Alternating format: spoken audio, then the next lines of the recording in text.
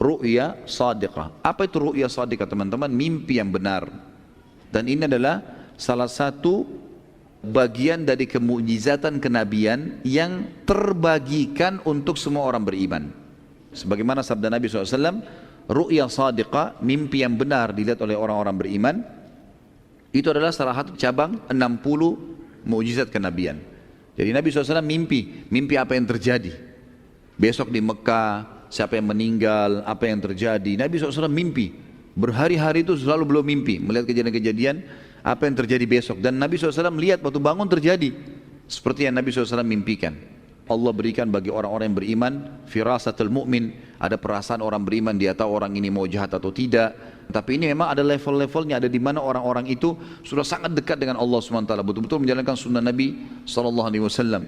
Kemudian juga ada ru'ya sadiqah, sering mimpi, seperti dia mimpi akhir kiamat terjadi, dia mimpi masuk ke neraka, diperlihatkan baginya surga, atau dia mau haji, dia lihat Ka'bah, ada ru'ya sadiqah.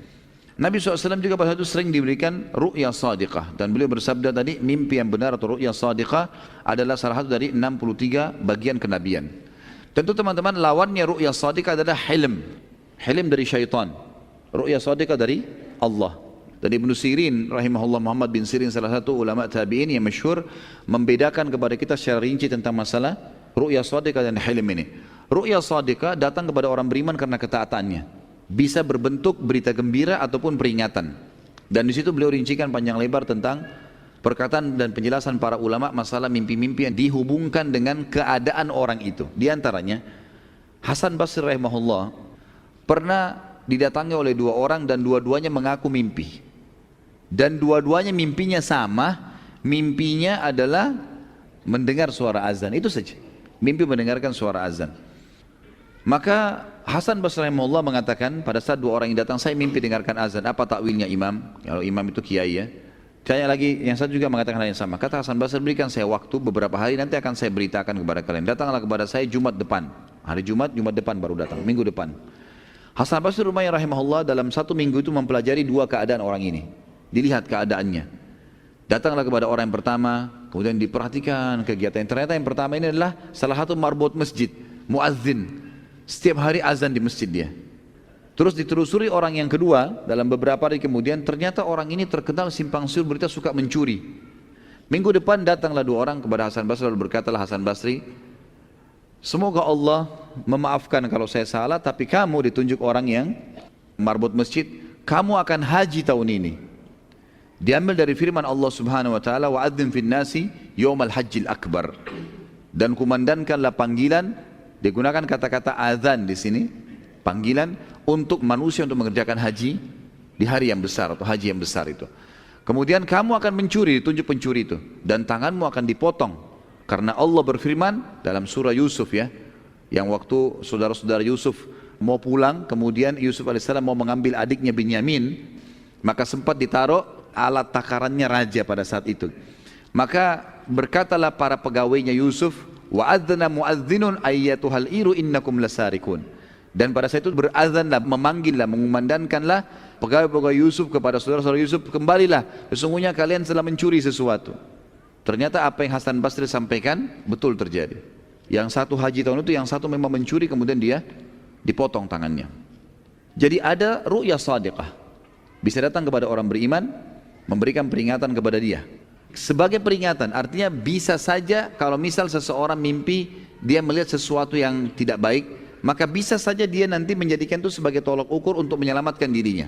Contoh yang lain, kata sebagian ulama dalam masalah takwil mimpi ini, kalau seandainya seseorang mimpi hewan-hewan yang disuruh dibunuh dalam Islam, seperti contoh misalnya orang mimpi ular, kalajengking, tikus, cecak yang memang disuruh bunuh, maka ini adalah keburukan berarti. Ada, kalau dia sedang interaksi sama manusia, berarti ada manusia buruk yang akan mendekati dia atau berteman sama dia atau akan menikah dengan orang yang buruk. Biasanya kalau dia mimpi, kalau dia sholat istikharah kemudian dapat jawaban kalau orang mau menikah. Kalau dia mimpi ada tikus yang menggigit bajunya atau mendekati kakinya atau ular, ini menandakan berarti buruk apa yang akan dia langkahi.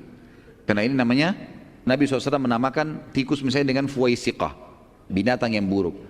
Kata beliau dalam syarah Abu Daud, bahwasanya Imam Abu Daud menyampaikan kalau ada orang mimpi hewan-hewan ini, misal contoh seperti tikus, berarti menandakan dia akan didekati oleh orang yang fasik atau fasikah. Seperti itulah kurang lebih takwil mimpi, dan ini tentu ada bab khusus yang panjang lebar dijelaskan masalah ini, ada babnya sendiri, ada bahasan sendiri yang tentu juga butuh waktu yang lebar untuk menjelaskan. Tapi yang jelas teman-teman, ada namanya ru'ya shadiqah. Kemudian juga Ibnu Sirin memberikan batasan, orang kalau mimpi tidak boleh sembarangan untuk menceritakan kepada orang lain. Karena kata Nabi SAW, siapa yang menceritakan mimpinya pada seseorang dan orang itu menebaknya, orang itu mentakwilkannya, maka akan terjadi seperti apa yang dia ucapkan. Makanya kita cuma boleh ceritakan kepada para ulama pun yang faham tentang masalah itu, tidak boleh sembarangan. Dan tidak semua mimpi itu diceritakan.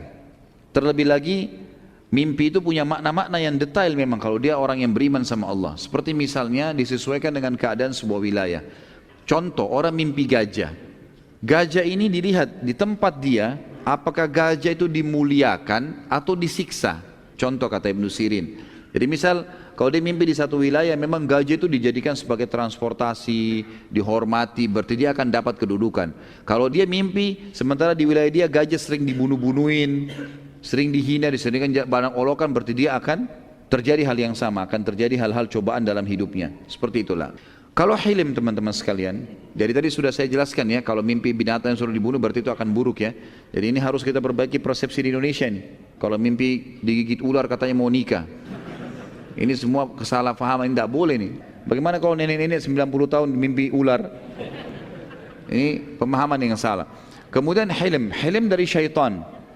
Maksud dalam hilim adalah orang mimpi berhubungan biologis, orang mimpi berzina, orang mimpi mabuk-mabuk, orang mimpi mencuri, orang mimpi hal-hal yang berbau maksiat, itu namanya dari hilim, dari syaitan.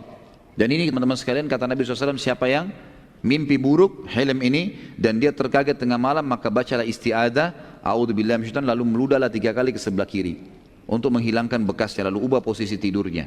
Karena ini biasa dari syaitan. Jadi kalau misalnya kita lihat seseorang lalu kemudian kita tertarik sama dia, makanya kita disuruh turunkan pandangan mata gitu kan, karena syaitan bisa tunggangi, nanti bisa didatangkan dalam mimpi. Mimpi itu bisa dibuat sama syaitan rekayasa sampai akhirnya berhubungan biologis. Makanya salah satu ciri Nabi SAW, beliau tidak pernah mimpi junub. Karena mimpi junub itu dari syaitan. Jadi jangan dianggap prestasi ya.